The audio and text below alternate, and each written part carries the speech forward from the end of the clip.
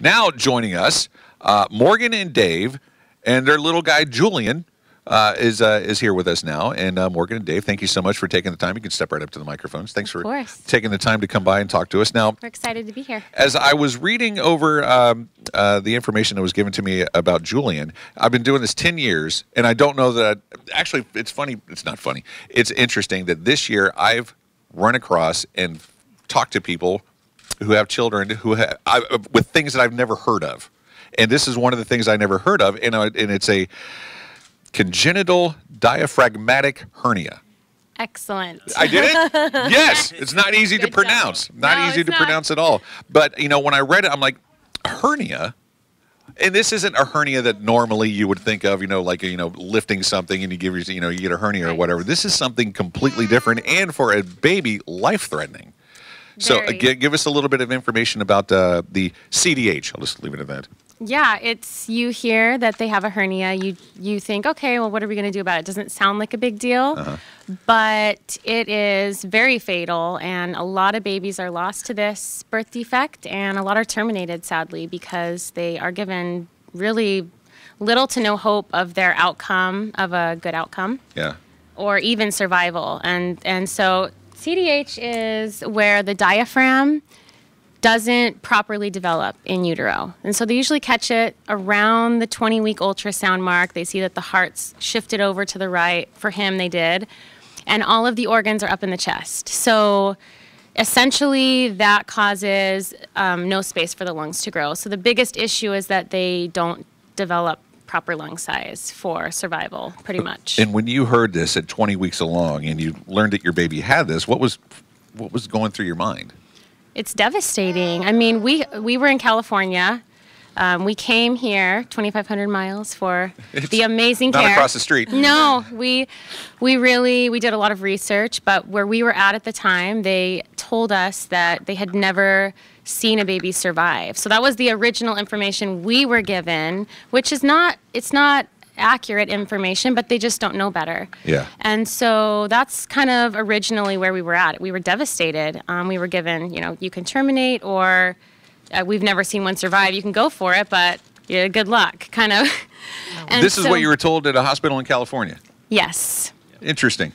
So we looked further and met with several institutions that are well known in the U.S. We flew across the U.S. several times and met with people. And this is why you're still pregnant. You're still pregnant this time, right? Yes. Okay. I thought. Right now, I was like, no. I'm like, no, I'm not. No. Not right now. Not pregnant. Not right now. Definitely no. You're flying all over the country because these.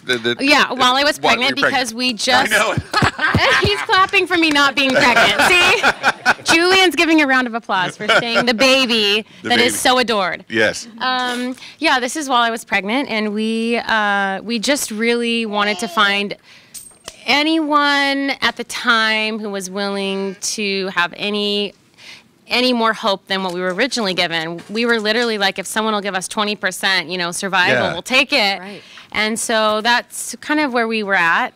And they wanted him to participate in some research that hadn't really been done at the time very much. And you say they here? No, at another institution. Okay. And it just didn't feel like the right choice for us at the time. They really weren't very hopeful of his outcome, and they were honest with us and upfront with us about that. They just said he's, you know, in the sickest category of CDH babies, and his outcome is not probably going to be good at all. And so we were left with that, and then we made our way to Johns Hopkins with Dr. Case. Have you literally relocated? Do you still live in California, or do you live here now? We live in Florida, and we love it, and we are loved being close. Welcome. Thank you. Absolutely. We were able to what was best for our family and what worked for us best at the time, because he's the youngest of 5. I was going to say, I was reading here, you guys have got a pretty big family. Yeah, and we do. I mean, you just we love it. Picked up everybody and moved all the way across the country. Yep. Because of JohnsHopkinsAllChildren'sHospital. Yes. For us, I don't know that I've heard that one yet either. That's amazing. Yep. We would have done anything we had to for him. So we knew we might go home empty-handed, but we We just went for it. We brought our bags. We packed everything we owned up into a pod and brought our bags and our hope and our hearts, and we just came and went for it. Well, how is Julian doing today besides awesome? Look at that smile. Yes, you. Yeah. He looks like a really happy little guy. He is unbelievable. We came for Dr. K's. Yes. Tell us about Dr. K's. Oh, I can't. I mean, I can't even have words for him. He's a miracle worker. Yeah. He is truly a miracle worker. His outcome is unbelievable. To me, from what the information we were given, to see him today is unbelievable. He is just a normal, thriving, healthy baby. Do you kind of want to call that hospital back out in California and go, hey, just FYI, look at this. Yeah, I want them to send everyone that ever comes through with that diagnosis to me, and I'll get them over to Dr. K's. I don't think that's a bad idea. Dr. K's is very helpful for these babies. And it's really the whole team here at the amazing hospital. Yeah. They just took care of our family, our kids. Our kids love RJ's. They still beg us. We drove up for this, and we ditched them with my parents, and they're like, "Are we going to RJ's?" Well, we were talking to somebody here just a little while ago. Yeah, it's so funny. The brothers and sisters are like, "We're going to the hospital." They all want to come too. Yeah, and when does that ever happen in any other hospital setting? Doesn't. And the nurses, and he spent some time on ECMO life support, and that. We were in an ICU where we had 2 nurses for just him at a time, and we got really close to those nurses during that time. Everybody does. They are family. This hospital is family to us. There's that word again. We family. come back, and we love this. We love it. So he's the youngest. How old is everybody else? We've got 13, 11. Help me, Dave. Got an 8-year-old and a 5-year-old, and then Julian's 18 months now. You guys almost have a softball team. Almost. Got a basketball team. Shall we keep going? No. Well, if Morgan and Dave, both of you guys, if you could, the people that are listening right now, if you could tell them, in 5 words or 10 words, or a reason to call up and support this hospital, what would you say?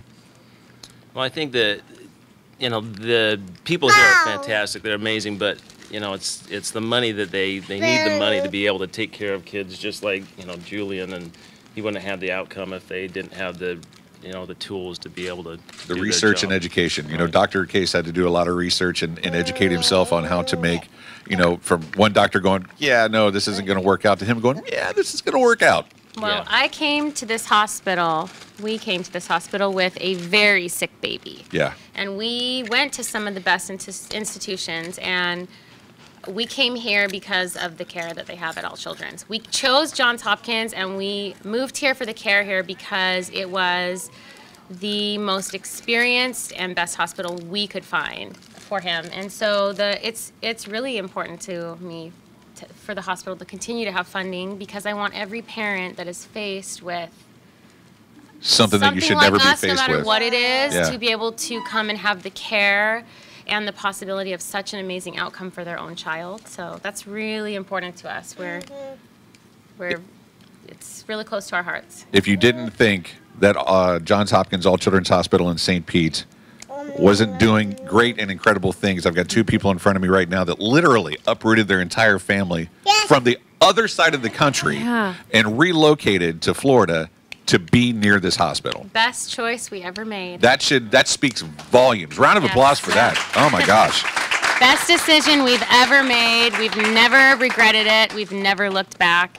And what a joy that we can come and see his doctors that saved his life regularly. It's amazing for our whole family. Thank you, Morgan. Thank you, Dave. Thank you, Julian. Hey, Julian, can you say bye-bye? Maybe a little bit. Later. He looked right at me like, yeah, no. Thank you so much for stopping in. Thank you for having us. Yes, and sharing your story. And that is, I know that is an incredible story. Thank you. One that I had not heard yet. 10 years I've been doing this, and I had not heard about somebody uprooting their entire family, a big family. Yes. Not just the 3 of you. I mean, there's a lot of other little lives involved also, and moved across the country just for the care and the doctors here at Johns Hopkins All Children's Hospital in St. Pete. Yes, they know we're obsessed with them. Thank you again, Morgan and Dave. The number is 100-496. It's 1-800-270-8642. 1-800-270-8642. Become that monthly miracle maker. The research and education that goes on here is it's second to none. The reason that Julian is here with us is because of people like you who donate and allow the doctors here to research and educate themselves, not only but other doctors, into being able to save the lives of kids like Julian. So thank you to you guys, and thank you for everybody who's going to call up right now and make that donation at 1-800-270-8642. Monthly Miracle Makers, one-time donation. Everything that we get for the rest of the day today and yesterday, the Vinnie LeCavier Foundation is going to match up to $200,000. So whatever we do there, it's going to be doubled by Vinnie. Thank you very much. We'll be right back.